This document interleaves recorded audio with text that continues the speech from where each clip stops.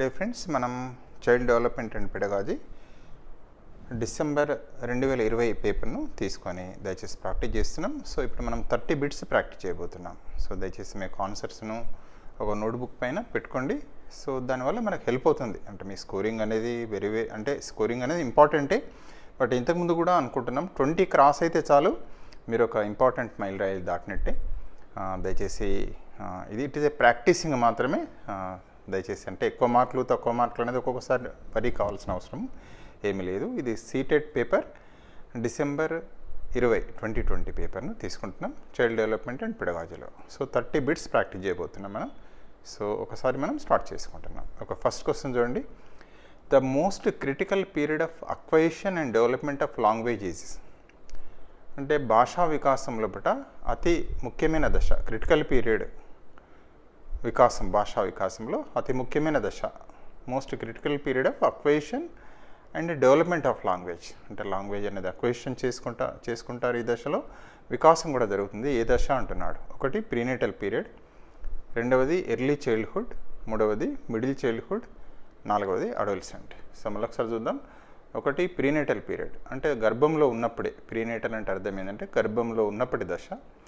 తర్వాత రెండవది early childhood, మూడవది మిడిల్ చైల్డ్హుడ్, నాలుగవది అడోలసెన్స్. సో దయచేసి మీ ఆన్సర్ ఏదో ఫైండ్ అవుట్ చేసుకోండి. సో ఇందులో డైరెక్ట్ ఆన్సర్కి వెళ్తున్నాం. ఏంటంటే second one is the right answer. Critical దశ ఏంటంటే ఎర్లీ చైల్డ్హుడ్. తర్వాత మనందరికీ తెలిసిందే, మామూలుగా 0 to 2 years బేబీహుడ్, తర్వాత 2 to 5 years ఏదైతే ఉందో ఎర్లీ చైల్డ్హుడ్ అంటాం. తర్వాత తీసుకున్నట్టయితే నెక్స్ట్ 5 to 11 years దాన్నే మామూలుగా లేట్ చైల్డ్హుడ్ అంటారు, లేకపోతే ఒక కోణంలో మిడిల్ చైల్డ్హుడ్ అని కూడా ఇప్పుడు పిలుస్తున్నారు. ఇక అడోలసెన్స్ ఏజ్ అనేది మనకు తెలిసిందే 13 years, 12 to 17 years వరకు ఉంటుంది, లేదా కొన్ని సందర్భాల్లో ఎక్స్టెన్షన్లో 21 years. సో ఏదైనా ఇక్కడ most critical period of acquisition of development languages, second answer is right answer, early childhood. So next బిట్కు వెళ్తున్నాం. Which of the following is a stage of moral development proposed by the Lawrence Kohlberg?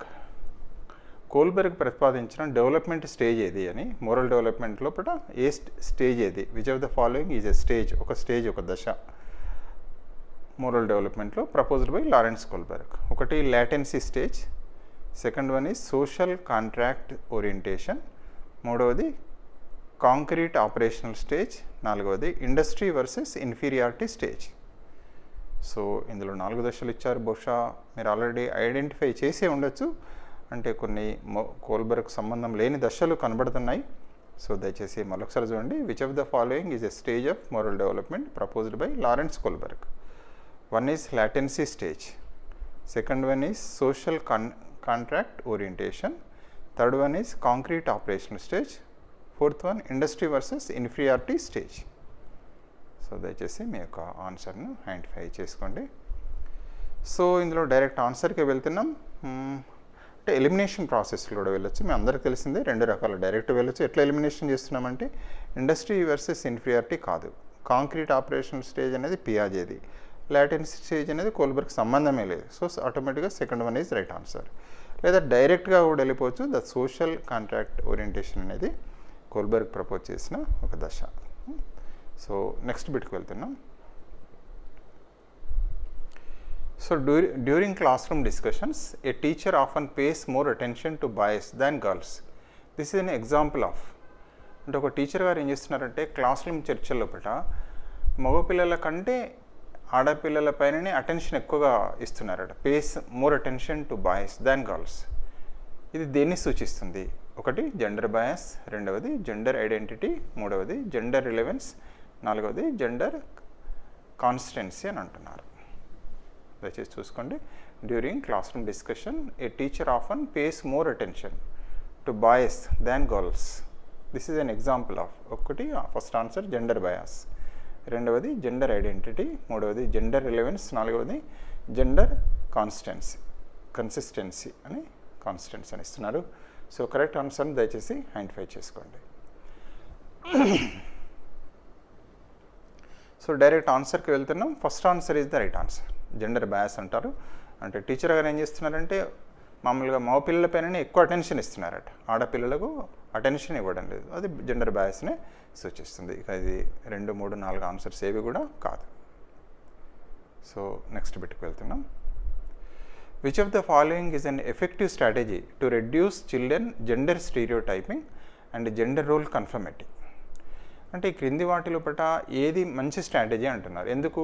To reduce gender స్టీరియోటైప్ను తగ్గించడానికి, అదేవిధంగా gender role conformity అని అంటున్నారు. ఒకటి discussion about gender bias, రెండవది emphasize gender specific roles, మూడవది gender segregate place groups, gender segregated seating. So ఈ 4 లోపల gender స్టీరియోటైప్ను తగ్గించడానికి, జెండర్ స్టీరియోటైప్ని కానీ జెండర్ రోల్ కన్ఫర్మిటీని కానీ తగ్గించడానికి ఇందులో మంచి స్ట్రాటజీ ఏంది అంటే, జెండర్ రోల్ కన్ఫర్మిటీ అంటే మగవాళ్ళు అయితే ఇవే పనులు చేస్తారు, ఆడవాళ్ళు అయితే ఇదే పనులు చేయాలి అని జెండర్ రోల్ కన్ఫర్మిటీ ఉంది కదా, దాన్ని తగ్గించడానికి జెండర్ స్టీరియోటైప్ను కూడా తగ్గించడానికి, ఇవి 2 ఆల్మోస్ట్ సిమిలర్ వర్డ్స్, తగ్గించడానికి ఏది effective strategy? So first answer discussion about gender bias, రెండవది ఎంఫసైజింగ్ జెండర్ స్పెసిఫిక్ రోల్స్, మూడవది జెండర్ సెగ్రిగేటెడ్ ప్లే గ్రూప్స్, నాలుగవది జెండర్ సెగ్రిగేటెడ్ సీటింగ్. అంటే మామూలుగా స్త్రీలకు పురుషులుగా వేరు సీటింగ్ అరేంజ్ చేయాలని 4th ఇస్తున్నాడు. మూడవది gender segregate by play groups, ఆటలు ఆడేటప్పుడు మగ పిల్లలను వేరే, ఆడపిల్లలను వేరేగా సెగ్రిగేట్ చేయడం. ఎంఫసైజ్ జెండర్ స్పెసిఫిక్ రోల్స్, అంటే జెండరు వీళ్ళు ఇదే చేయాలి, ఆడపిల్లలు అయితే ఇదే, మగపిల్లలు అయితే అని స్పెసిఫిక్గా రోల్స్ నొక్కి చెప్పడం. డిస్కషన్ అబౌట్ జెండర్ బయాస్, అంటే జెండర్ బయాస్ను గురించి మనం ఏంటంటే డిస్కస్ చేయడం. సో దయచేసి ఇందులో ఆన్సర్ ఏదో మీరు ఐడెంటిఫై చేసే ఉంటారు, దయచేసి మీ ఆన్సర్ను పుటప్ చేసుకోండి. సో ఇందులో డైరెక్ట్ ఆన్సర్కి వెళ్తున్నాం. First answer is the right answer. Discussion about gender bias అంటే ఏ విధంగా బయాస్ ఉంటుంది సమాజం లోపల అనేది మనం డిస్కస్ చేయడం ద్వారా, పిల్లలు ఒక చర్చ ద్వారా మాట్లాడడం ద్వారా ఏమవుతుంది అంటే వాళ్ళకి మంచి అవగాహనకు తోడ్పడుతుంది. మిగతా ఇవి కాదు ఇక్కడ. So 5th one, which of the following theorists, while viewing children as active seekers of knowledge, emphasizing the influence of social and cultural content on their thinking? అంటే ఈ విధంగా పిల్లలను యాక్టివ్ సీకర్స్ ఆఫ్ నాలెడ్జ్ అని తెలియజేస్తూ, ముఖ్యంగా ఎట్లా అంటే social and cultural content, social cultural tools అన్న పదం వాడారు, బహుశా మీరు వినే ఉన్నాం మనం. Social and cultural contents on their thinking, ఆలోచన లోపల వారి యొక్క సాంఘిక సాంస్కృతిక నేపథ్యాలు కదా, కాంటెంట్స్ ఆన్ దేర్ థింకింగ్ అనేది మామూలుగా ఎంఫసైజ్ అనేది ఉంటుంది సీకర్స్ ఆఫ్ నాలెడ్జ్. అది ఏంటిది, ఎవరు చెప్పారు? Which of the following theories while viewing children as active seekers of knowledge emphasised the influence of social and cultural content on they thinking. వాళ్ళ ఆలోచన పైన వాళ్ళ యొక్క సాంస్కృతిక, అదేవిధంగా తీసుకున్నట్టయితే మామూలుగా కల్చర్, సాంఘిక సాంస్కృతిక ప్రభావం అనేది ఉంటుంది అనేది ఎవరు చెప్పారు? ఒకటి వాట్సన్, రెండవది వైగాట్స్కీ, మూడవది పియాజే, నాలుగవది కోల్బర్గ్. సో దయచేసి ఆన్సర్ బహుశా మీకు వచ్చి ఉండొచ్చు, ఆన్సర్ని ఫైండ్ అవుట్ చేసుకోండి. సో ఇక్కడ డైరెక్ట్ ఆన్సర్ వెళ్తుందాం. Second answer Vygotsky. So socio cultural constructivism అని చెప్పారు. అందులో cultural tools, socio cultural tools అనేది సోషల్ ఏవైతే ఉన్నాయో చాలా ఇంపార్టెంట్గా ఉంటుంది. సోషల్ ఇంటరాక్షన్స్ అని కూడా చెప్పడం జరిగింది. వారు జెడ్పీటీ గురించి మాట్లాడారు, ఎంకో గురించి మాట్లాడారు. అదేవిధంగా మనందరికీ తెలిసిందే వారు one of the most important theories of cognitive డెవలప్మెంట్ను చేసిన వ్యక్తి. సో నెక్స్ట్ బిట్కి వెళ్తున్నాం మనం. While working on a jigsaw puzzle 5 years old Najma says to herself. Jigsaw puzzle పూరిస్తున్న నజ్మా ఆమెకు అనుకుంటుందంట, where is the blue piece? No, not this is one, darker one that would be here and make this show. So this kind of talk is referred to by Vygotsky. Najma 5 సంవత్సరాల అమ్మాయి, ఆమె తనకు తానే మాట్లాడుకుంటుందట మనసులో, where is the blue piece, not this one, darker one, that would be here and make this shoe అని ఆమె మాట్లాడు. అదేంటిది? First answer is private speech, second answer is talk aloud, మూడవది స్కఫోల్డింగ్, నాలుగవది ఎగోసెంట్రిక్ స్పీచ్. సో దయచేసి మీరు ఈజీగా వైగాట్స్కీ థియరీస్లో ఉంది కదా, లాంగ్వేజ్ డెవలప్మెంట్లో మనకు వచ్చింది, ఒకసారి రీకలెక్ట్ చేసుకుంటే మీ కరెక్ట్ ఆన్సర్ను మీరు ఈజీగా దొరకబడతారు. సో ఇక్కడ డైరెక్ట్ ఆన్సరే వెళ్తున్నాం. ఇది ఏంటిదంటే ప్రైవేట్ స్పీచ్. అంటే జనరల్గా 2 రకాల స్పీచెస్ గురించి మాట్లాడారు. ఒకటేమో బయట వాళ్ళతోటి మామూలుగా మాట్లాడడాన్ని సోషల్ స్పీచ్ అన్నారు. పిల్లలు తమకుతో మాట్లాడడం ఏదైతే ఉంటుందో అది ప్రైవేట్ స్పీచ్ లేదా ఇన్నర్ స్పీచ్ అని కూడా చెప్తున్నారు. అది సెల్ఫ్ రెగ్యులేషన్కు సహాయపడుతుంది అనేది, వికాసంలో చాలా ఉపయోగపడుతుందని చెప్పడం అనేది జరిగింది. ఇక మిగతా ఏవి కూడా ఇందులో టాక్ అలౌడ్ కానీ, స్కఫోల్డింగ్ అంటేనేమో మామూలుగా సపోర్ట్ చేయడం. స్కఫోల్డింగ్ అన్న దానికి మనందరికీ తెలిసిందే, సైకిల్ నేర్పుతాం కదా, సైకిల్ నేర్పినప్పుడు టెంపరీగా మనం సీట్ పట్టుకొని కొద్దిసేపు ఉంటాం, అది స్కఫోల్డింగ్ అవుతుంది. అంటే కన్ఫ్యూజన్ అవుతాం, వైగాట్స్కి ఉంది కాబట్టి స్కఫోల్డింగ్ వచ్చిందని టక్కన పెట్టే ప్రమాదం ఉంటుంది. కాబట్టి ఇక్కడ కొంచెం ఆలోచించాలి, ఎగోసెంట్రిక్ స్పీచ్ కూడా కాదు. So next bit 7th one, giving cues to children and offering support as and when needed is an example of. మనం పిల్లలకు కొంచెం ఏంటంటే ఏదైనా పని చేసేటప్పుడు వాళ్ళకు కొంచెం కీస్ అంటే క్యూ ఇవ్వడం మెల్లగా వాళ్ళకు అదేవిధంగా ఆఫరింగ్ సపోర్ట్, పిల్లలకు సపోర్ట్గా ఉండడం. And offering supporting as when needed is an example. వాళ్ళకు అవసరమైన సందర్భంలో క్యూస్ ఏదైనా టాస్క్ ఇస్తాం, అది కంప్లీట్ ఏమైనా అవసరమైనప్పుడు కొద్దిపాటి హెల్ప్ కూడా చేస్తుంటాం, క్లూస్ ఇస్తుంటాం కదా. సో అట్లా చేయడాన్ని ఏమంటాం? ఒకటి రీఎన్ఫోర్స్మెంట్, 2 కండిషనింగ్, 3వది మోడలింగ్, 4వది స్కఫోల్డింగ్ కదా. Giving cues to children and offering support as and when needed is an example of. So first answer reinforcement, second is conditioning, 3 modelling, 4వది స్కఫోల్డింగ్. సో బహుశా మీరు ఐడెంటిఫై చేసి ఉండొచ్చు మీ ఆన్సర్ను. ఒకసారి చెక్ చేసుకోండి మీ ఆన్సర్ ఏదో.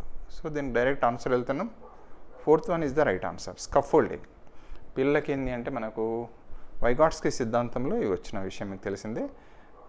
మామూలుగా ఎంకేఓ కానీ, స్కఫోల్డింగ్ కానీ, తర్వాత జెడ్పిడి అని వచ్చాయి కదా. స్కఫోల్డింగ్ అంటే టెంపరీ సపోర్ట్, పిల్లలకు మనం ఇచ్చేది ఏదైతే ఉంటుందో క్యూస్ రూపంలో సపోర్ట్ చేయడం కావచ్చు, లేదా లిటిల్ బెట్ ఆఫ్ వేరే కోణంలో కూడా ఇవ్వడాన్ని ఏమంటారంటే స్కఫోల్డింగ్ అంట, టెంపరీ సపోర్ట్. సో ఇది వైగాట్స్కిలో వచ్చింది. సో నెక్స్ట్ అంశానికి మనం వెళ్తున్నాం. Which of the following behaviours characterise the concrete operational stage as proposed by Jean పియాజే. పియాజే ప్రతిపాదించిన కాంక్రీట్ ఆపరేషనల్ స్టేజ్ ఉంది కదా, మూర్త ప్రచాలక దశ అంటాం. అందులో క్రింది వానిలో ఏది లక్షణం సరి అనేది? Which of the following behaviour characterises the concrete operational stage as proposed by Jean పియాజే. సో 4 దశలు ఉన్న విషయం తెలిసిందే. ఫస్ట్ది సెన్సరీ మోటార్ స్టేజ్, 2వది ప్రీ ఆపరేషనల్ స్టేజ్, 3వది కాంక్రీట్ ఆపరేషనల్ స్టేజ్, 4వది ఫార్మల్ ఆపరేషనల్ స్టేజ్. సో ఇక్కడ కాంక్రీట్ మీద అడుగుతున్నాడు. సో జస్ట్ చదవగానే మనకు అక్కడ ముఖ్య లక్షణాలు గుర్తుకు రావాలి. ఒకటి hypothetical deductive reasoning, propositional thought, 2వది కన్జర్వేషన్, క్లాస్ ఇంక్లూజన్, 3వది డిఫర్డ్ ఇమిటేషన్, ఆబ్జెక్ట్ పర్మనెన్స్, తర్వాత make believe play, irreversibility of thought. So దయచేసి మీరు బహుశా మీ యొక్క ఆన్సర్ వచ్చేసే ఉంటుంది. సో ఒకసారి కూడా చెక్ చేసుకోండి మీ ఆన్సర్. సో ఇక్కడ డైరెక్ట్ ఆన్సర్కి వెళ్దాం. వెళ్ళే ముందు మనం ఏం చేద్దామంటే ఎలిమినేషన్ ప్రాసెస్ కూడా చూద్దాం. హైపోథెటికల్ డిడక్టివ్ రీజనింగ్ అనేది కాదు, ఎందుకంటే ఇది ఫార్మల్ ఆపరేషన్ స్టేజ్, 4వ దశ ఇది. ఆబ్జెక్ట్ పర్మనెన్స్ అనేది ఇక్కడ ఇస్తున్నాడు కాబట్టి ఇది ఎక్కడిది అంటే sensory motor stage. Irreversibility of thought అని అంటున్నాం కదా. ఇర్రివర్సిబిలిటీ ఆఫ్ థాట్ అనేది మనకు కూడా తెలిసిందే. ఇర్రివర్సిబిలిటీ ఆఫ్ ఆబ్సెన్స్ ఆఫ్ ఇర్రివర్సిబిలిటీ అనేది జనరల్గా మనకేంది అంటే మామూలుగా ప్రీ ఆపరేషన్ స్టేజ్ కింద వస్తుంది. సరే, ఏదైనా ఇక్కడ కన్జర్వేషన్ అనేది second answer is the right answer. పిల్లల్లో కూడా కన్జర్వేషన్, ఆబ్సెన్స్ ఆఫ్ కన్జర్వేషన్ అనేది మనకు అక్కడ ప్రీ ఆపరేషనల్ స్టేజ్ ఏదైతే ఉందో అక్కడ మనకు కనిపిస్తుంది. ఇక్కడ right answer is second one is the conservation అనేది ఈ దశలో ఉంటుంది. ఏది కాంక్రీట్ ఆపరేషనల్ స్టేజ్ యొక్క ఒక ముఖ్యమైన లక్షణం. So which of the following is a Piagetian construct in the context of the cognitive developmental children. అంటే పియాజే కాగ్నిటివ్ డెవలప్మెంట్ థియరీ లోపల ఉంది కదా, పియాజెని construct in the context. Which of the following, క్రింది వాటిలో ఏది పియాజేకి సంబంధించిన కాగ్నిటివ్ డెవలప్మెంట్ థియరీ ఉంది కదా, construct in the context of cognitive development. So answers ఒకటి స్కీమా, 2వది అబ్జర్వేషన్ లెర్నింగ్, 3వది కండిషనింగ్, 4వది రీఎన్ఫోర్స్మెంట్. సో మళ్ళీ చూస్తున్నాం. Which of the following is a Piagetian construct in the context of cognitive development of children. పిల్లల యొక్క cognitive డెవలప్మెంట్లో కింది వాటిలో ఏది సరి అనేది, విచ్ ఆఫ్ ద ఫాలోయింగ్ అని అంటున్నాడు. ఒకటి స్కీమాస్, రెండు అబ్జర్వేషనల్ లెర్నింగ్, మూడవది కండిషనింగ్, నాలుగవది రీఎన్ఫోర్స్మెంట్. సో పియాజే అంటేనే మనకు గుర్తుకు రావాల్సిన అంశాలు ఆటోమేటిక్గా రీకలెక్ట్ అయి ఉండొచ్చు. బహుశా మీరు ఆల్రెడీ ఆన్సర్స్ కూడా ఫైండ్ అవుట్ చేసే ఉండొచ్చు. సో ఇందులో రైట్ ఆన్సర్ ఏంటంటే ఫస్ట్ వన్ స్కీమా కదా. పియాజేలో ఎప్పుడంటే కాగ్నిటివ్ స్ట్రక్చర్స్ అన్నారు, కాగ్నిటివ్ ఫంక్షన్స్ అన్నారు, స్కీమాస్ అన్నారు, అసిమిలేషన్, అకామిడేషన్, అదేవిధంగా 4 దశలు పియాజేగా ముఖ్యమైన అంశాలు మనందరికీ తెలిసిందే. So next 10th bit, primary objective of assessment should be. మనం సిసిలో భాగంగా అసెస్మెంట్ చేస్తాం, పిల్లల్ని ఎవాల్యుయేట్ చేస్తాం కదా. అసెస్మెంట్ యొక్క ముఖ్యమైన లక్ష్యం ఏంటిది? Primary objective of assessment should be. మనం పిల్లలకు అసెస్మెంట్ అనేది ఈ క్రింది ముఖ్యమైన లక్ష్యంగా ఉండాలి.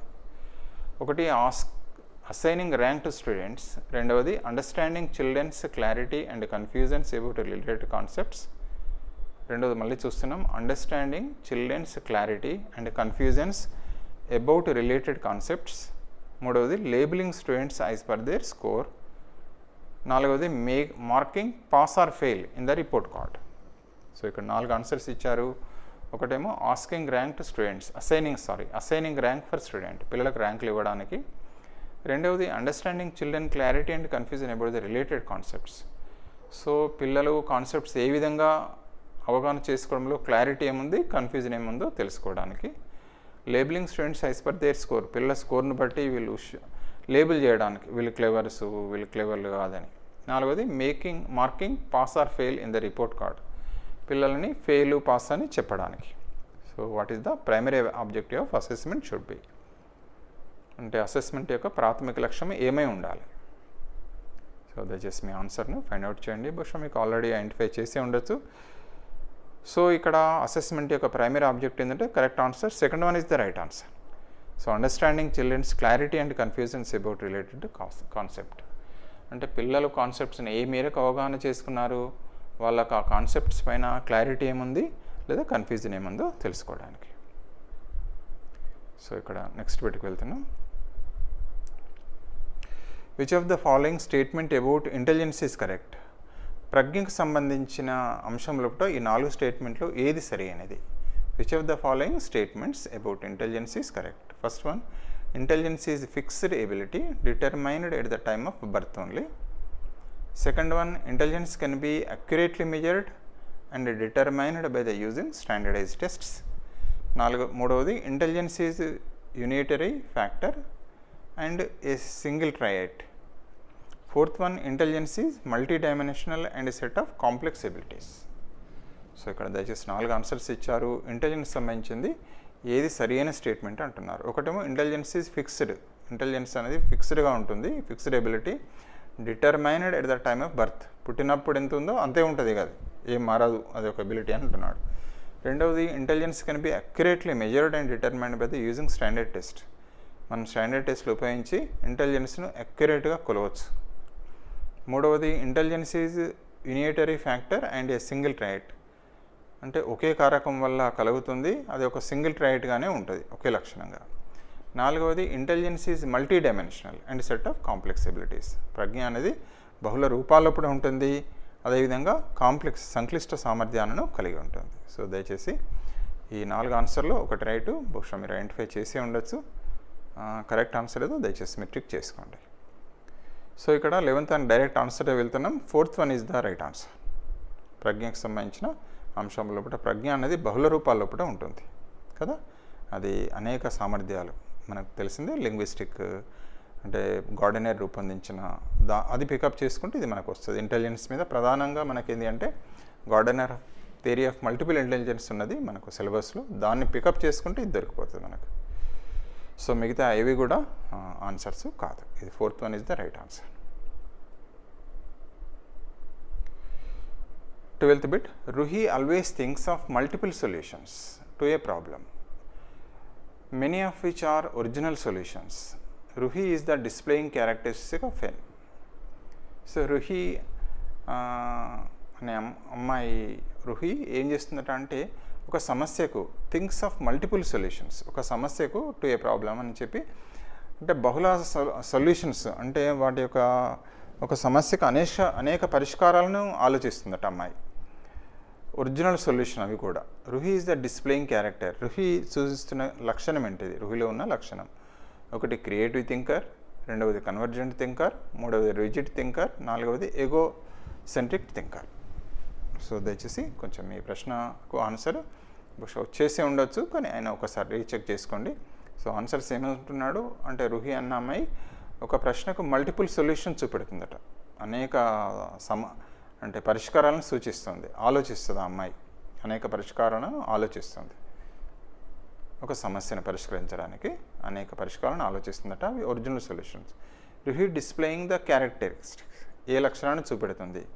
ఒకటి క్రియేటివ్ థింకర్, రెండవది కన్వర్జెంట్ థింకర్, మూడవది రిజిడ్ థింకర్, నాలుగవది ఎగోసెంట్రిక్ థింకర్. సో దయచేసి మీ యొక్క ఆన్సర్ను పుటప్ చేసుకోండి. సో ఇక్కడ డైరెక్ట్ ఆన్సర్కే వెళ్తున్నాం. ఒకటి first answer is right answer, creativity, creative thinker. క్రియేటివిటీకి మూలం ఏంది మనందరికి తెలిసింది? డైవర్జెంట్ థింకింగ్ కదా. డైవర్జెంట్ థింకింగ్ అనేది చాలా ఇంపార్టెంట్. అంటే బహుళ డైవర్జెంట్గా ఉంటుంది. కన్వర్జెంట్, డైవర్జెంట్ బహుళ విధాలుగా మామూలుగా ఆలోచన అనేది ఉండడం అనేది జరుగుతుంది. సమైక్య ఆలోచన, విభిన్న ఆలోచన అంటున్నాం కదా. క్రియేటివ్ థింకర్ యొక్క మూలమైన లక్షణం అది బహుళ రూపాల్లోపట బహుళ ఆలోచన అనేది ఇక్కడ ఉంటుంది. సో ఇక్కడ క్రియేటివ్ థింకర్ ఇందులో రైట్ ఆన్సర్. సో నెక్స్ట్ బిట్కి వెళ్తున్నాం, మిగతా ఏవి కాదు ఇక్కడ answers. First one is right answer.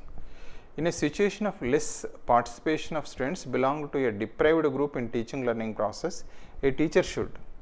మామూలుగా బలహీన వర్గాల బిడ్డలు ఏవైతే డిప్రైవ్డ్ స్టూడెంట్స్ ఉంటారు కదా, పిల్లలు టీచింగ్ లెర్నింగ్ ప్రాసెస్లో మామూలుగా వాళ్ళ యొక్క పాల్గొనడం అనేది కొంచెం తక్కువగా ఉంటుంది. అంటే ఇక్కడ ఏమంటున్నాడు అంటే ఇన్ ఏ సిచ్యుయేషన్, అంటే అప్పుడప్పుడు కొన్ని సందర్భాల్లో కూడా in a situation less participation of students belong to deprived group of teaching in deprived group in teaching learning process A teacher should.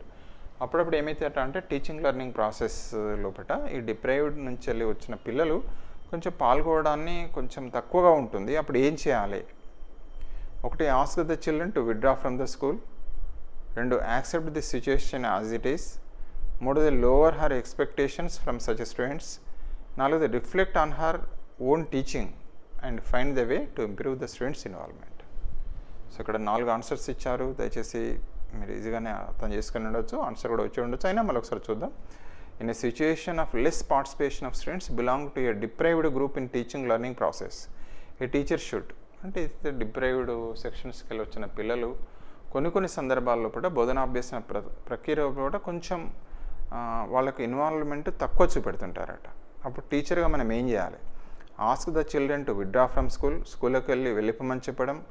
రెండవది, accept this situation as it is. ఇక ఎట్లున్నదో అట్లనే ఇక ఉండేది, దాన్ని యాక్సెప్ట్ చేయడం, అంటే అట్లనే ఉంటారులే అని అనుకోవడం.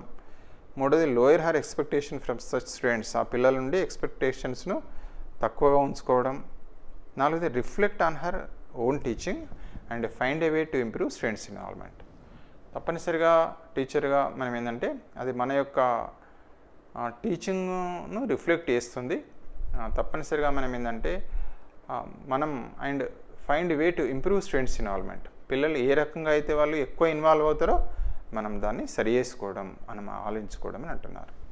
సో బహుశా మీకు అర్థమైపోయి ఉంటుంది answer.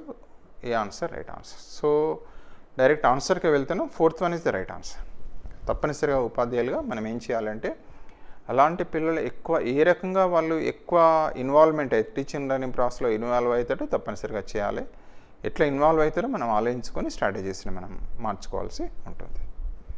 So thus is the, మిగతా ఏవి కూడా కాదు. సో నెక్స్ట్ బిట్కి వెళ్తున్నాం. In an inclusive classroom a teacher dash individualised education plan. So inclusive classroom లోపల ఉపాధ్యాయులుగా మనం ఏం చేయాలంటే dash individualised education plans. Dash individualised education plans ఏమంటున్నాడు? Should not prepare. ఒక ఆన్సర్లో చూడండి, should not prepare individualised education plans. రెండవది, should occasionally prepare individualised education plans. మూడవది, should actively prepare individualised education plans. నాలుగవది, should discourage the preparation of individualised education plans. So బహుశా మీకు అర్థమై ఉంటుంది ఆన్సరు మనం ఏం చేయాలనేది. సో ఒక ఇంక్లూజివ్ తరగతి గది లోపల ఉపాధ్యాయులుగా మనం individualise education plan should not prepare, తయారు చేయొద్దు. షుడ్ అకేషనల్లీ ప్రిపేర్, అప్పుడప్పుడు తయారు చేయాలి. మూడవది షుడ్ యాక్టివ్లీ ప్రిపేర్, తప్పనిసరిగా మనం ప్రిపేర్ చేయాలి. Should discourage the preparation of IAP అంటున్నాడు, మనం డిస్కరేజ్ చేయాలి. సో దయచేసి బహుశా మీకు ఆన్సర్ ఐడెంటిఫై చేసే ఉంటారు. ఆన్సర్ ఏది ఒకసారి అనేది దయచేసి మీరు పుటప్ చేసుకోండి. సో ఇక్కడ జనరల్గా ఆన్సర్ ఏంటంటే డైరెక్ట్ ఆన్సర్కి వెళ్తున్నాం. Third answer is right answer, should actively prepare. So IAP అనేది ప్రాణం మనకు. ఇంక్లూజివ్ ఎడ్యుకేషన్లో వ్యక్తిగత విద్యా ప్రణాళిక అనేది చాలా ఇంపార్టెంటు. పిల్లవాడు 15 డేస్లో ఎక్కడికి తీసుకెళ్ళాలి మనం, ఆ బిడ్డ కొన్ని అంశాలు వస్తాయి, కానీ అక్కడి నుంచి 15 డేస్ వరకు మనం ఎట్లా డెవలప్ చేయాలనేది ఇంక్లూజివ్ ఎడ్యుకేషన్ యొక్క ఒక రకంగా బ్యాక్ బోన్ అని చెప్పొచ్చు ఐఏపీ అనేది. సో ఇక్కడ ఇంపార్టెంట్ ఏంటంటే in an inclusive classroom a teacher should actively prepare individualised education plan. So next బిట్కి వెళ్తున్నాం. The primary characteristic of children with dyslexia includes. So dyslexia ఉన్న పిల్లల లోపల ఉండే ప్రాథమిక లక్షణం ఏంది, ప్రాథమిక లక్షణం ఏమిటి అంటున్నాడు. ఒకటి అటెన్షన్ డెఫిసిట్ డిసార్డర్స్, రెండవది divergent thinking, fluency in reading, మూడవది ఇనెబిలిటీ టు రీడ్ ఫ్లూయెంట్లీ, నాలుగవది engaging in repetitive locomotor actions. So వాళ్ళ లక్షణం ఏమంటున్నాడంటే ఒకటి అటెన్షన్ డెఫిసిట్ డిసార్డర్, అంటే ఏకాగ్రత నిలిపించుకోవడం ఉండదు, డిసార్డర్ ఉంటుంది.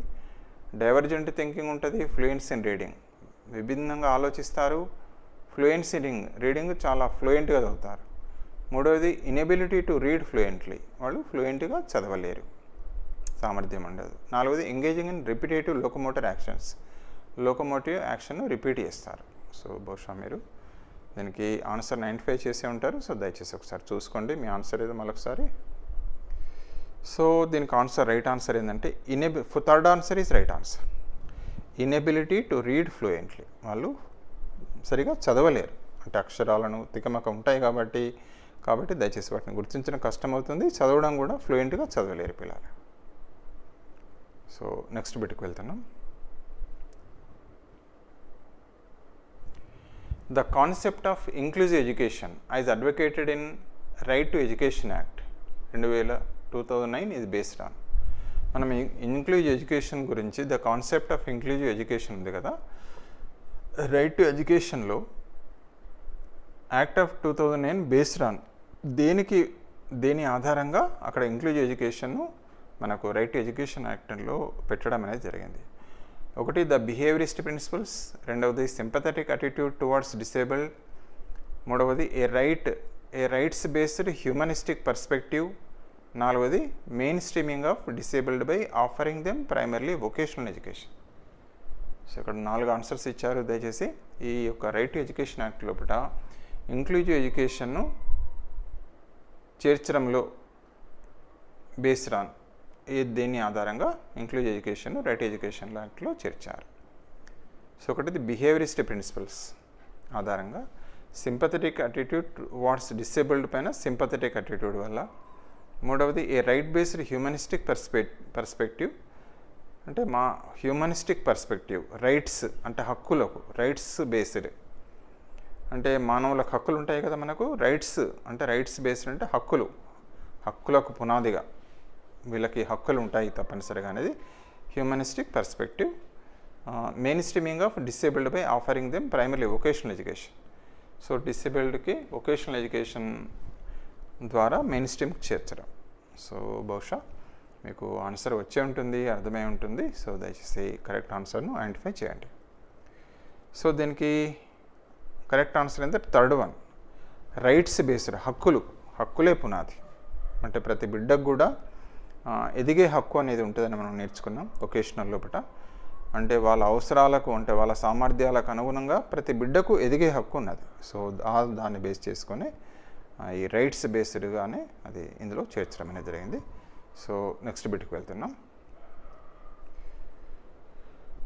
So in the constructivist framework learning is primarily, అంటే నిర్మాణాత్మక వాదం ప్రకారం లెర్నింగ్ అనేది ప్రాథమికంగా అభ్యసనం అనేది ఒకటి బేస్డ్ ఆన్ రూట్ మెమరైజేషన్, రెండు సెంటర్డ్ అరౌండ్ రీఎన్ఫోర్స్మెంట్, మూడవది అక్వైర్డ్ త్రూ కండిషనింగ్, నాలుగోది focused on the process of meaning making.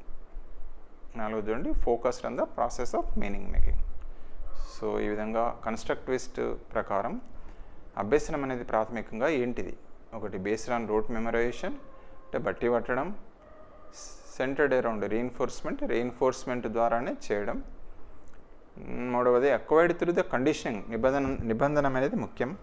నాలుగవది focused on the process of meaning making, అంటే మామూలుగా ఏంటంటే ఈ యొక్క మీనింగ్ మేకింగ్ అనే ప్రక్రియలో ఇది చాలా ముఖ్యం. అంటే అర్థాన్ని అర్థవంతంగా నిర్మించుకోవడం ప్రాసెస్ ఆఫ్ మీనింగ్ మేకింగ్ అంటున్నాడు. ఫోకస్డ్ అంతా. ఓకే, సో నాలుగింట్లో దయచేసి ఒకటే ఆన్సర్ రైట్ ఆన్సర్ అనే విషయం మీకు తెలిసింది. అందులో ఏదో ఒకటి ఫైండ్ అవుట్, అదేదో ఫైండ్ అవుట్ చేయండి. సో ఇక్కడ మనం ఎట్లా అంటే ఇక్కడ దీనికి ఎలిమినేషన్ ప్రాసెస్ కూడా వెళ్ళొచ్చు, దాని రకంగా చూద్దాం. ఆన్సర్ ఏదో రోట్ మెమరైజేషన్ అయితే కాదు కదా, కన్స్ట్రక్టివిస్ట్లో రోట్ అనేది లేదు. జనరల్గా కన్స్ట్రక్టివిజంలో ఎట్లుందంటే సోషల్ ఇంటరాక్షన్స్ అనేటివి మన అందరికీ తెలిసిందే. ఇంటరాక్షన్స్ ప్రాణము, అందులో కూడా సోషల్ ఇంటరాక్షన్స్ కూడా వెరీ వెరీ ఇంపార్టెంట్. రీఎన్ఫోర్స్మెంట్ కూడా కాదు, త్రూ ద కండిషనింగ్ కూడా కాదు. సో ఎలిమినేషన్ ప్రాసెస్లో వెళ్ళినా మనకు ఫోర్త్ ఆన్సర్ రైట్ అవుతుంది. లేదా ఇది ప్రాణం ఏంది అంటే కన్స్ట్రక్టివిస్ట్ లోపల ప్రాసెస్ ఆఫ్ మీనింగ్ మేకింగ్ అనేది చాలా చాలా ఇంపార్టెంట్. దయచేసి మనందరం గుర్తుపెట్టుకోవాలి, ప్రాసెస్ ఆఫ్ మీనింగ్ మేకింగ్ అనేది one of the key criteria. So next వీటికి వెళ్తున్నాం. Naive theories that children construct about various phenomena, అంటే పిల్లలు కొన్ని కాన్సెప్ట్స్ కానీ సిద్ధాంతాలను కానీ వాళ్ళే రూపొందించుకుంటారు కదా, about various phenomena. Naive theories that children construct about various phenomena, వాటిని ఏం చేయాలి? ఒకటి should be ignored by the teacher, రెండవది should be punished by the teacher, మూడవది shaped should be replaced by the correct one through the repetitive memorisation, నాలుగు should be challenged by the presenting counter evidence and examples. So ఇక్కడ naive theories అని చెప్తుంటాం. For example ఉదాహరణగా తీసుకున్నట్టయితే ఈ పప్పు తింటే చీంపు వస్తుంది అనే సిద్ధాంతం పట్టుకొస్తారు పిల్లలు. ఈవెన్ ఇంటర్మీడియట్ లెవెల్లో కూడా చూస్తుంటాం మనకి, ఈవెన్ డైట్లకు కానీ ఇక్కడ వచ్చిన పిల్లలు కూడా ఇట్లా ఏదైనా గాయం అవుతుంది, గాయమైనప్పుడు ఎంత సార్ అంటే పప్పు తినాలంటే తినొద్దు అంటారు. ఏం మరి ఈ సిద్ధాంతం ఎక్కడికి వెళ్ళి డెవలప్ అయింది అంటే మా అమ్మాయి చెప్పింది సార్, మా అమ్మకు వాళ్ళ అమ్మాయి చెప్పింది, మా అమ్మాయి చెప్పింది, ఈవెన్ డాక్టర్ కూడా చెప్పింది అన్నట్టు మాట్లాడతారు. ఈ సిద్ధాంతాలు నేవీ థియరీస్ వాళ్ళు సొంత అట్లా సిద్ధాంతాలు పట్టుకొని వస్తారు కదా. మరి ఏం చేయాలి మనం? Should be ignored by teacher, ignore చేయాలనా? Should be punished by teacher, అట్లా సిద్ధాంతాల వల్ల పనిష్ చేయడమా? మూడోది should be replaced by correct one through the repetitive memorization, బట్టి పట్టడం ద్వారా వాటిని సవరించాలనా? నాలుగోది should be challenged by the presenting counter evidence and examples. మనం నెంబర్ ఆఫ్ ఎగ్జాంపుల్స్ ఇచ్చి దాన్ని కౌంటర్ ఎవిడెన్స్ ఇచ్చి ఛాలెంజ్ చేయడం ద్వారా మనం దాన్ని మళ్ళీ చేయొచ్చా కదా, దాన్ని మార్చొచ్చా అనేది ఇక్కడ మార్చొచ్చు అనేది ఫోర్త్ ఆన్సర్. సో దయచేసి ఇక్కడ ఆన్సర్ ఏదో మీకు తెలిసిపోయి ఉంటుంది, కరెక్ట్ ఆన్సర్ను ఐడెంటిఫై చేయండి. సో ఇక్కడ right answer is fourth answer. So తప్పనిసరిగా మనకి ఏంటంటే నెంబర్ ఆఫ్ ఎగ్జాంపుల్స్ ఇవ్వాలి, ఛాలెంజింగ్గా వాళ్ళ దాన్ని ఛాలెంజ్ చేయాలి. సో నెంబర్ ఆఫ్ ఎగ్జాంపుల్స్ ఇవ్వడం, ప్రూఫ్స్ ఎవిడెన్స్ కూడా కౌంటర్ ఎవిడెన్స్ ఇవ్వడం ద్వారా తప్పనిసరిగా అది మనం ఛాలెంజ్ చేయాలి వాటిని. అంటే పిల్లలు వాళ్ళు సహజంగానే దాన్ని తెలుసుకునే విధంగా ఇది సరైనది కాదు అని తెలుసుకునే విధంగా చేయాలి. సో ఇక్కడ నెక్స్ట్ బిట్కి వెళ్తున్నాం. Child centred pedagogy promotes. Child centred pedagogy శిశు కేంద్ర బోధనాభ్యసన విధానం అయితే ఉందో, శిశు కేంద్ర అభ్యసన విధానం పద్ధతులు ప్రమోట్స్ దేని ప్రమోట్ చేస్తుంది? ఒకటి exclusive reliance on text books, రెండవది giving primacy to children's experiences, మూడవది రోట్ మెమరైజేషన్, నాలుగవది labelling and categorization of students based on ability. So బహుశా మీకు ఆన్సర్ వచ్చే ఉంటుంది, అయినా మరొకసారి చూద్దాం. అంటే శిశు కేంద్ర విద్యా విధానం ఏదైతుందో చైల్డ్ సెంటర్డ్ పెడగాజీ, శిశు కేంద్ర విద్య ఏదైతే ఉందో బోధనా విధానం, శిశు కేంద్ర బోధన అనేది ఉంది కదా, దేన్ని ప్రమోట్ చేస్తుంది? ఒకటి exclusively reliance on text books, పూర్తిగా పాఠ్య పుస్తకాల మీదనే ఆధారపడడం, రెండవది giving primacy to children's experience, పిల్లలు పొందే అనుభవాలకు ప్రాధాన్యతనివ్వడం, మూడవది రోట్ మెమరైజేషన్, బట్టి మెమరైజేషన్కు ప్రాధాన్యతనివ్వడం, నాలుగవది labelling and categorising of students based on ability, పిల్లల సామర్థ్యాల ఆధారంగా వాళ్ళను వేరువేరుగా చేయడం, కేటగరైజేషన్ చేయడం. ఏది అనేది ఈ యొక్క చైల్డ్ సెంటర్డ్ పెడగాజీ ప్రమోట్ చేస్తుంది. సో దయచేసి మీ యొక్క ఆన్సర్స్ ఏవో ఫైండ్ అవుట్ చేయండి, ఆల్రెడీ తెలిసిపోయి ఉంటుంది. దీనికి డైరెక్ట్ ఆన్సర్కి వెళ్తున్నాం. Second one is right answer, giving primacy to children's experiences. శిశు కేంద్ర విద్య లోపల శిశువు పొందే అనుభవాలే చాలా ప్రాణం. మనందరికీ తెలిసిందే శిశు శిశు కేంద్ర పద్ధతిలో కూడా ప్రాణం ఏంటంటే ఫర్ ఎగ్జాంపుల్ ఎక్స్పెరిమెంటల్ మెథడే కావచ్చు, ప్రాజెక్ట్ మెథడే కావచ్చు, అదేవిధంగా హ్యూరిస్ట్ మెథడే కావచ్చు, లేదా యాక్టివిటీ మెథడే కావచ్చు. ఇవన్నిటిని చైల్డ్ సెంటర్డ్ మెథడ్స్ అంటాం కదా, లెర్నింగ్ మెథడ్స్, టీచింగ్ మెథడ్స్ అంటాం. ఇందులో ప్రధానంగా ఏంటి అంటే శిశువు పొందే అనుభవాలే ప్రాధాన్యత ఉంటుంది. వెరీ ప్రాణం మనందరికీ, మిగతా ఏవి కూడా కాదు. గివింగ్ ప్రైమసీ, ప్రాధాన్యత అన్నట్టు to child centred experiences, children's experience, పిల్లలు పొందే అనుభవాలకే ప్రాధాన్యత ఇవ్వడం. సో ఇక్కడ నెక్స్ట్ బిట్కి వెళ్తున్నాం. Emotions and cognitions are dash each other. అంటే ఉద్వేగాలు కానీ సంజ్ఞానాత్మకత ఏదైతే ఉందో కాగ్నిషన్ అంటాం కదా, అది రెండు ఏంటిది, dash each other, completely separate from each అదరా, ఇండిపెండెంట్ ఆఫ్ ఈచ్ అదరా, ఇంటర్వోవెన్ విత్ ఈచ్ అదరా, not related to each other. అంటే ఉద్వేగాలు, కాగ్నిషన్ అంటే ఒక రకంగా అవగాహన చేసుకోవడం, జ్ఞానము అవగాహన అంటాం. Cognition ability to understand himself, లేదా ఎబిలిటీ టు అండర్స్టాండ్ సరౌండింగ్స్ అంటాం. నోయింగ్ అంటాం, రకరకాలు ఇచ్చారు. కాగ్నిషనింగ్, process of knowing, process of understanding అంటారు. ఈ ఉద్వేగాలు ఏం చేస్తాయి, ఎమోషన్స్ అనేటివి అని అడుగుతున్నాడు. ఎగ్జాంపుల్ ఫియర్, అంటే ఫియర్ అనేది లెర్నింగ్ని ఏం చేస్తుంది, లెక్కలు రావాలి మనకు, లెక్కలు రావాలంటే భయం ఉంది, ఆ భయం ఏం చేస్తుంది మనకు, అంటే ఏదైనా ఈ రకంగా జస్ట్ కొంచెం అవగాహనకు సహాయపడుతుంది. ఎమోషన్స్ అండ్ కాగ్నిషన్స్ అంటే ఉద్వేగాలు లేదా మనం భయము నేర్చుకోవడం, ఈ రెండు ఏంటిది, కంప్లీట్లీ సెపరేట్. అంటే జస్ట్ అట్లా చూసుకోండి, ఏదైనా ఒక హెల్ప్ అవుతుందేమో మీకు ఎగ్జాంపుల్ ఇవ్వడం జరుగుతుంది. Emotions, cognitions are each other, completely separate from each other, independent of each other, interwoven with, not related. So దయచేసి మీ ఆన్సర్ను ఫైండ్ అవుట్ చేసుకోండి. సో ఇందులో ఇప్పుడు డైరెక్ట్ ఆన్సర్, థర్డ్ ఆన్సర్, మూడో answer right answer. Interwoven with అంటే మామూలుగా ఒకదానికొకటి లింక్ ఉంటుంది అని. అంటే మామూలుగా భయం అనేది అభ్యసనాన్ని, మ్యాథమెటిక్స్ ఉంది, నిరోధిస్, సైకిల్తో కూడా నేర్చుకోవాలి, భయపడుతున్నాం, వస్తుందా రాదు కదా, ఇంటర్లింక్ ఉంటుంది మనకు. సో ఈ విధంగా ఎమోషన్స్ అనేటివి ధైర్యం కావచ్చు, భయపడడం కావచ్చు, విచ్ ఈజ్ కోరిలేటెడ్గా ఉంటుంది. సో అందువల్ల ఇంటర్వోవెన్ విత్ ఈచ్ అదర్. సో ఇక్కడ నెక్స్ట్ బిట్కి వెళ్తున్నాం. Which of the following statement about learning is correct from A constructivist perspective. Constructivist నిర్మాణాత్మక వాదం ప్రకారం అభ్యసనానికి సంబంధించిన ఈ క్రింద ఇవ్వబడ్డ స్టేట్మెంట్లో ఏది రైట్ అంటున్నాడు. ఒకటి, learning is the process of reproduction and recall. Second one, learning is the process of rote memorization. మూడవది, learning is the conditioning of behaviours by repetitive association. Fourth one, learning is the process of construction of knowledge by active engagement. So ఇక్కడ 4 answers ఇచ్చారు. Constructivist నిర్మాణాత్మక వాదం ప్రకారం అభ్యసనం అనేది ఏమిటి అనేది 4 స్టేట్మెంట్లో ఏది రైట్. ఒకటి, learning is the process of reproduction and recall. రెండవది, learning is the process of rote memorization. మూడవది, learning is the conditioning of behaviours by repetitive associations. నాలుగవది, learning is the process of construction of knowledge by active engagement. So దయచేసి మీకు answer వచ్చే ఉంటుంది. Answer ఏదో ఒకసారి ఆలోచించండి, కరెక్ట్ ఆన్సర్ పుటప్ చేసుకోండి.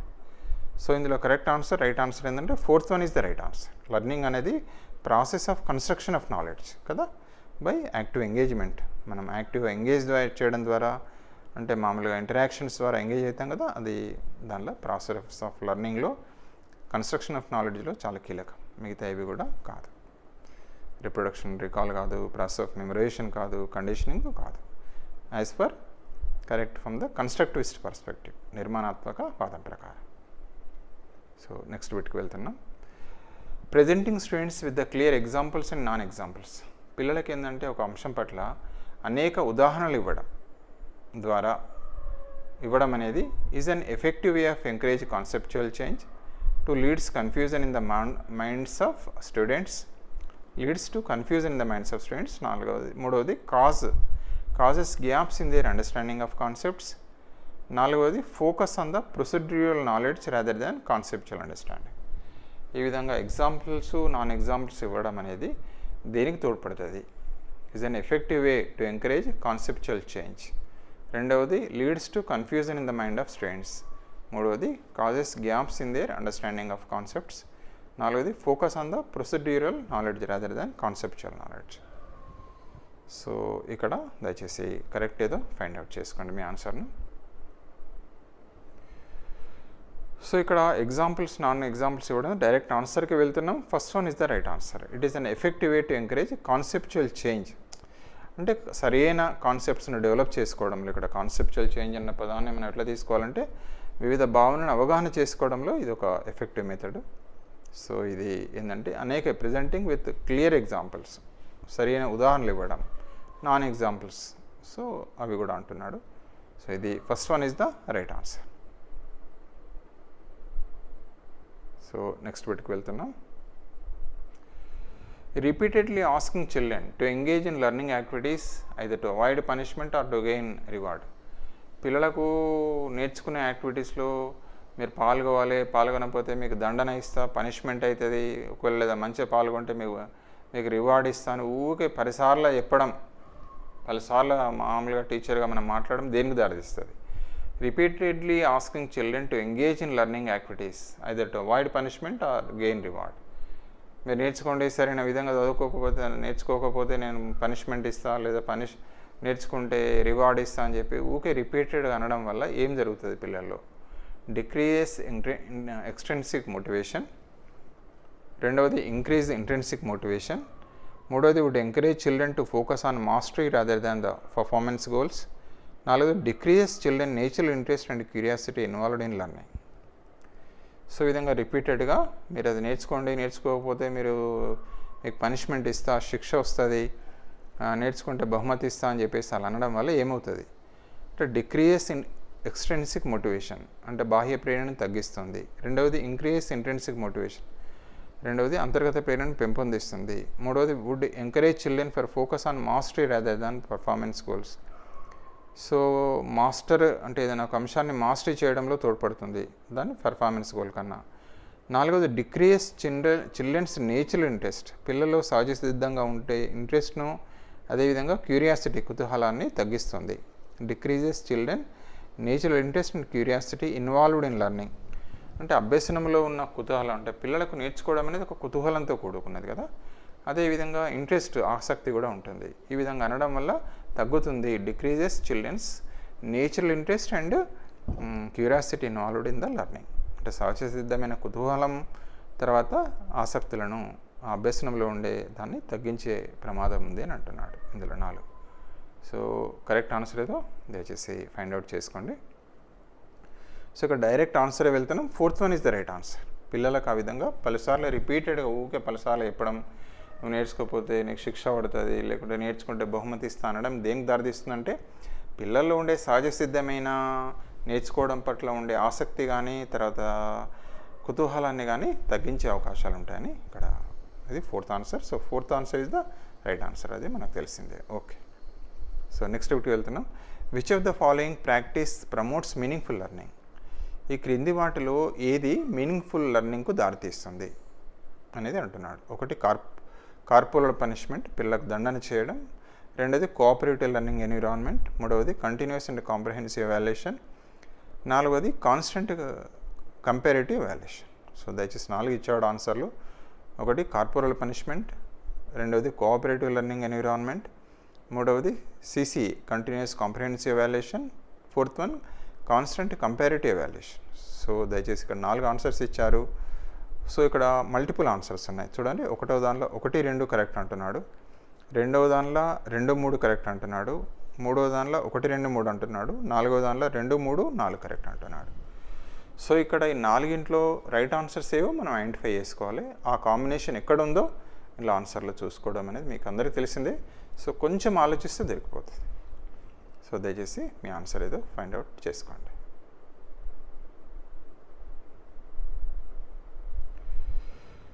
సో ఇక్కడ ఏమంటున్నాడు, which of the following practices promotes meaningful learning? అర్థవంతమైన అభ్యసనాన్ని ఈ క్రింది వాటిలో ఏది ప్రోత్సహిస్తుంది?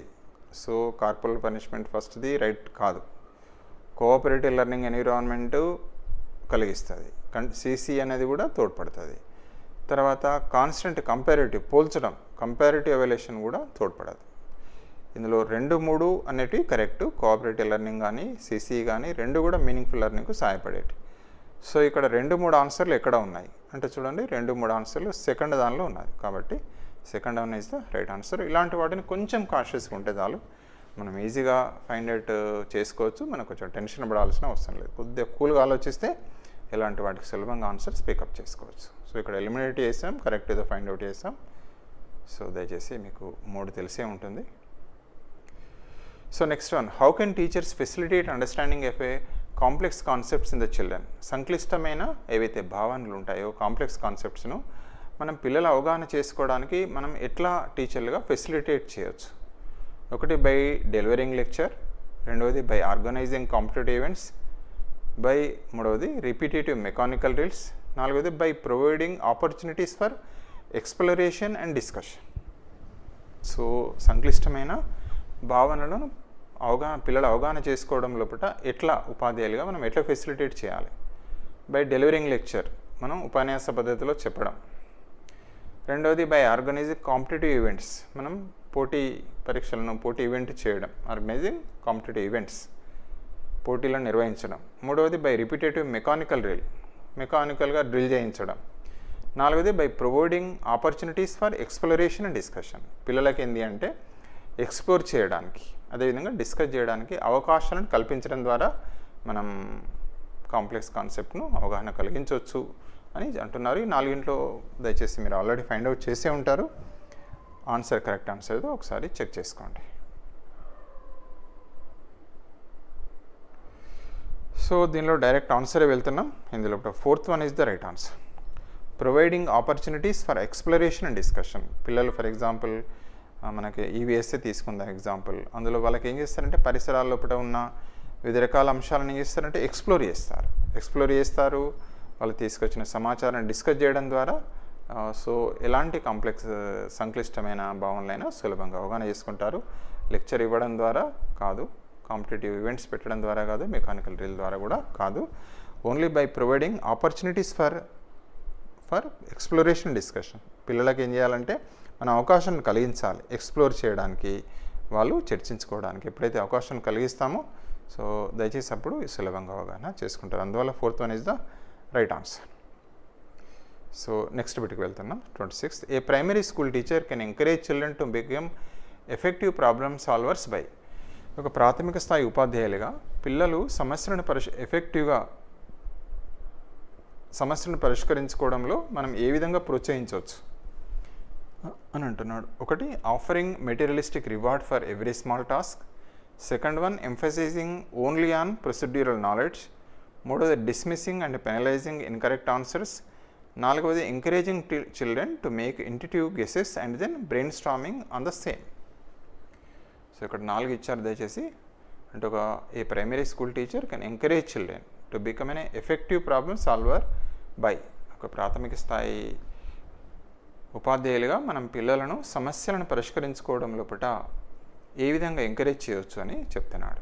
టు బికమ్ ఎంకరేజ్ కదా. ఆఫరింగ్ మెటీరియలిస్టిక్ రివార్డ్స్, మనం ఏదైనా బహుమతులు ఇవ్వడం ద్వారా చిన్న టాస్క్లు, every small task. Emphasizing on procedural నాలెడ్జ్ను దాని మీదనే కాన్సన్ట్రేట్ చేయడం ద్వారా. Dismissing and penalizing incorrect answers, తప్పులు చెప్పినట్టయితే పెనలైజ్ చేయడం అంటే శిక్షించడం ఇండైరెక్ట్గా. నాలుగోది, encouraging children to make intuitive guesses, పిల్లల్ని ఏంటంటే ఆ సమస్యలను ఎలా పరిష్కరించేస్తూ అనేక రకాల సొల్యూషన్స్ను గెస్ చేయమనడం. అండ్ బ్రెయిన్ స్టార్మింగ్ పిల్లల్ని ఏంటంటే బ్రెయిన్ స్టార్మింగ్ చేయమనడం అంటే ఎవరి ఆలోచన వలన ఏదైనా ఆలోచన చెప్పడం. బ్రెయిన్ స్టార్మింగ్ ఒక టెక్నిక్ ఏంటంటే నేను ఇట్లా సొల్యూషన్ చేస్తామంటే మనం ఏం ఆపం, ఎవరున్న ఐడియాని వాళ్ళు చెప్పేస్తూనే ఉంటారు. నా ఆలోచన ఇది ఇట్లయితే పరిష్కరిస్తామని 10 మంది పిల్లలు ఉంటే 10 రకాల ఆలోచనలు చెప్తారు. దాన్ని బ్రెయిన్ స్టార్మింగ్ అంటారు కదా. తప్పులేదు ఒప్పులేదు అన్నీ చెప్పేయాలి. సో ఇది టెక్నిక్ ఒకటి. సో ఎట్లా అనేది ఇక్కడ అంటున్నాడు, ఎట్లా మనం చేయొచ్చు ఎఫెక్టివ్ ప్రాబ్లమ్ సాల్వర్స్గా. సో బహుశా మీకు ఆల్రెడీ ఆన్సర్ వచ్చే ఉంటుంది. డైరెక్ట్ ఆన్సర్ ఇది 4th వన్. సో పిల్లల్ని ఏంటంటే మనం ఎంకరేజ్ చేయాలి, మనం గెస్ చేయమని, మీరు గెస్ చేయండి, ఇంట్యూటివ్ గెస్సెస్ చేయాలి. అదేవిధంగా అందరు కూర్చొని ఆలోచించాలి. బ్రెయిన్ స్టార్మ్ ఎట్లయితే చేస్తారు, ఎవరి ఆలోచనలు మీరైతే ఎట్లా చేస్తారు, మీరైతే ఎట్లా చేస్తారు, దాన్ని బ్రెయిన్ స్టార్మింగ్ అంటారు. సో మిగతా ఇవి కూడా కాదు. సో నెక్స్ట్ బిట్కి వెళ్తున్నాం. 4th answer is the right answer ఇక్కడ. In which of the following periods does physical growth and development occurs at rapid pace. మనం పిల్లల లోపల పెరుగుదల వికాసం అనేది ఈ క్రింది ఏ దశలో చాలా వేగంగా ఉంటుంది. ఒకటి ఇన్ఫాన్సీ అండ్ ఎర్లీ చైల్డ్హుడ్, రెండవది early childhood and middle childhood, మూడవది మిడిల్ చైల్డ్హుడ్ అండ్ అడోలసెన్స్, నాలుగవది అడోలసెన్స్ అండ్ అడల్ట్హుడ్. సో దయచేసి ఈ దశలో ఏ దశలో ఎక్కువ వేగంగా ఉంటుంది, కాంబినేషన్స్ ఇచ్చాడు, జాగ్రత్త. రెండిట్లా ఉండాలి కదా, రెండిట్లా ర్యాపిడ్ గ్రోత్ ఉండాలి. సో అదేదో ఒకసారి ఫైండ్ అవుట్ చేసుకోండి, ఒకసారి కలెక్ట్ కూడా చేసుకోండి ఏ దశలో అయితే ఉంటుందో. సో ఇక్కడ డైరెక్ట్ ఆన్సర్కి వెళ్తాను. First answer is the right answer. So infancy and early childhood ఏదైతే ఉందో ఇందులోపట రెండు దశల లోపల కూడా చాలా ర్యాపిడ్గా ఉంటుంది గ్రోత్ మరియు డెవలప్మెంట్ కూడా, వికాసం కూడా. అది భాషా వికాసమే కావచ్చు, లేదా ఉద్వేగ వికాసాలే కావచ్చు, లేదా సాంఘిక వికాసాలే కావచ్చు. సో ఇక్కడ మనం చాలా వేగవంతంగా ఉంటుంది ఇక్కడ ఇన్ఫాన్సీ అండ్ ఎర్లీ చైల్డ్హుడ్.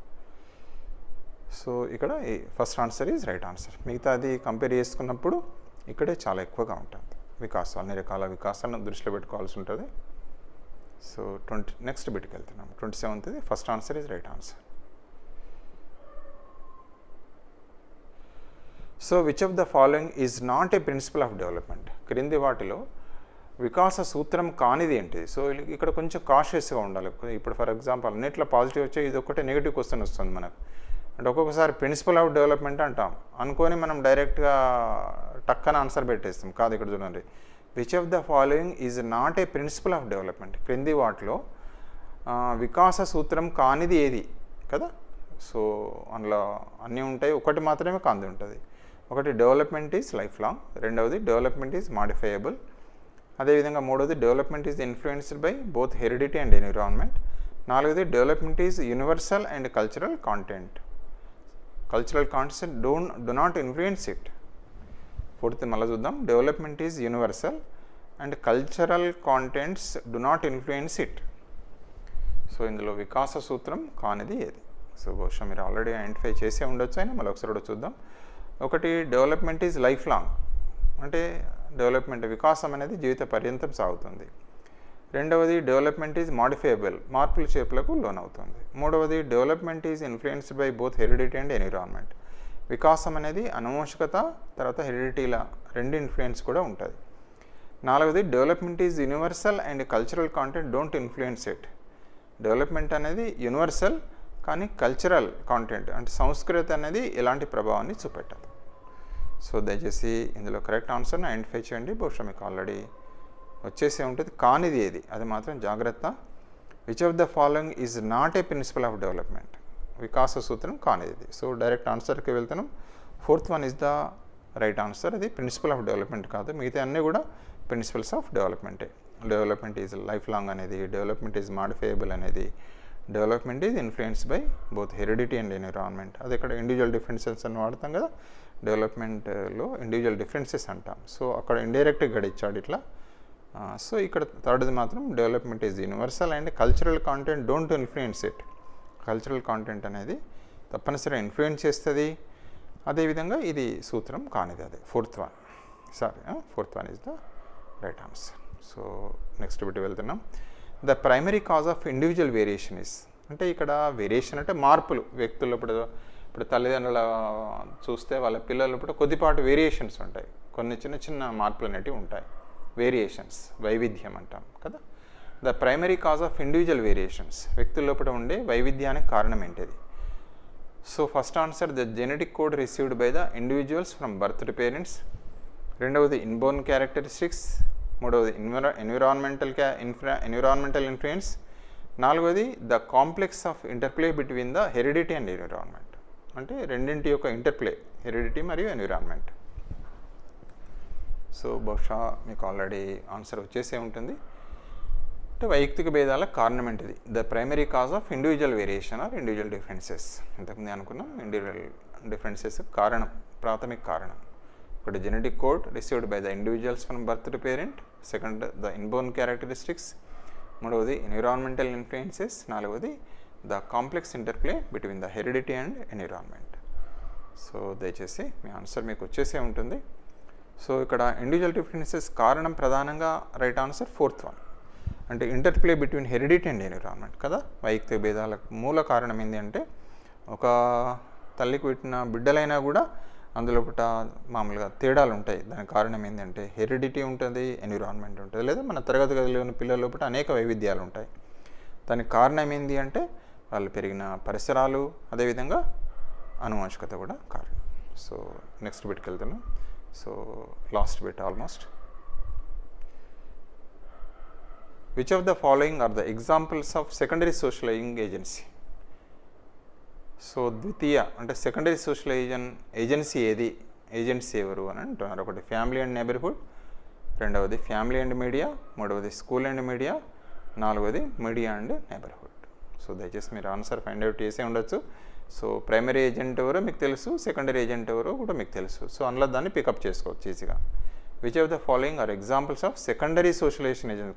కాషియస్గా ఉండండి, అడుగుతున్నది ఏంది సెకండరీ ఏజెన్సీకి, సోషలైజేషన్ ఏజెన్సీకి ఎగ్జాంపుల్ ఏంటిది? ఒకటేమో ఫ్యామిలీ అండ్ నైబర్హుడ్, రెండవది ఫ్యామిలీ అండ్ మీడియా, మూడవది స్కూల్ అండ్ మీడియా, నాలుగవది మీడియా అండ్ నైబర్హుడ్. సో దయచేసి మీ యొక్క ఆన్సర్ వచ్చేసే ఉంటుంది. ఈ 4 ఆన్సర్లు రైట్ ఆన్సర్ ఏదో దయచేసి టిక్ పెట్టుకోండి. సో ఇక్కడ డైరెక్ట్ ఆన్సర్ వెళ్తున్నాం. ఎలిమినేషన్ ప్రాసెస్ కూడా వెళ్ళొచ్చు. ఫ్యామిలీ అనేది ప్రైమరీ సోషలైజేషన్ ఏజెన్సీ కాబట్టి ఫస్ట్ ఆన్సర్ కాదు. రెండో దానిలో కూడా ఫ్యామిలీ అనే పదం ఉంది కాబట్టి ఇది కూడా కాదు. ఇక్కడ స్కూల్ అనేది సెకండరీ సోషలైజేషన్ ఏజెంట్ అనేది మనకు తెలిసిందే. సో స్కూల్ అనేది ఉన్నది కాబట్టి డైరెక్ట్ థర్డ్కి వెళ్ళిపోతున్నాం. ఇక మీడియా నైబర్హుడ్ను కూడా మనం ఇక్కడ తీసేస్తున్నాం. ఇక్కడ సెకండరీ సోషలైజేషన్ ఏదంటే స్కూల్, ప్రైమరీ అంటే ఫ్యామిలీ కదా, ప్రైమరీ అంటే ఫ్యామిలీ, సెకండరీ అంటే స్కూల్. ఇది దయచేసి మర్చిపోవద్దు, ఇది తప్పనిసరిగా బిట్స్ వస్తున్నాయి. ఈ దీనిలోకి వెళ్ళి సోషలైజేషన్ ప్రాసెస్లోకి వెళ్ళి ఖచ్చితంగా బిట్స్ వస్తాయి. సో అందరికి కూడా కంగ్రాచులేషన్స్. సో ఈరోజు మనకు దీనిలో పార్టిసిపేట్ అయిన మిత్రులందరికీ కూడా హృదయపూర్వక ధన్యవాదాలు. సో దయచేసి తప్పనిసరిగా మీరు, మనం అనుకున్నాం 20 క్రాస్ అయితే చాలు. యాక్చువల్గా 6 మూల పద్ధతి ఎన్విఎస్కి మీరు క్వాలిఫై కావాలంటే 90 మార్క్స్ వస్తే చాలు, 60%, 6 మూల 18. కానీ మనం ఒక 2 మార్కులు ఎక్కువ వేసుకుంటున్నాం. 20 క్రాస్ అయితే మీరు ఆల్మోస్ట్ మీరు క్వాలిఫై అయిపోయినట్టే కాబట్టి.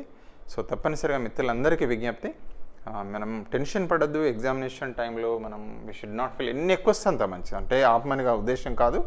దయచేసి ఎన్ని వేలైతే ఎంత మ్యాక్సిమం ఎక్కువ వస్తే అంత సంతోషం. కానీ మినిమం 20 క్రాస్ అయింది, 18 క్రాస్ అయిందంటే మీరు బార్డర్ క్రాస్ అయినట్టే. 20 అని అందుకే పెట్టుకుంటున్నాం target. So we wish you all the success. So ఇది సీటెట్ సంబంధించిన 2019 డిసెంబర్ పేపర్. దయచేసి మనం మరొక పేపర్ తోటి మనం ఇంకో వీడియోలో కలుసుకుందాం. సో పార్టిసిపేట్ అయిన మిత్రులందరికీ ధన్యవాదాలు. తప్పనిసరిగా మన యొక్క ఛానల్కు సబ్స్క్రైబ్ చేసుకోవాలని వేడుకుంటూ once again thank you very much.